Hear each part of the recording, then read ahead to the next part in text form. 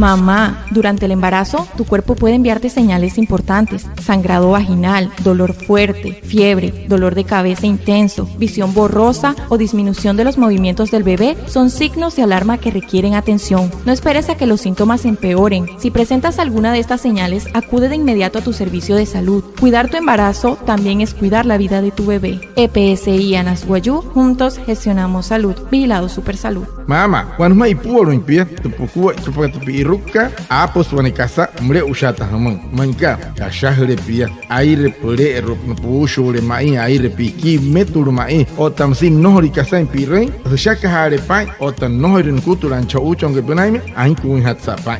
Noho pa tapa hisun tem punaime tu makat ke tu o metur himmoy. Perut ka pa suru moy, tu erhere ka man ke hunte le punai su ut tu wakil kara chiki moy, pai mahira punai puro impia, pai mahira pukua poto chipuchonkai. Penai kemete EPSI ka Anasguayú. Hiya kana towayakan, acha hira shiwakwa pura ana. Ana hana uchiwaya, na tumana ana hri kana saw ana.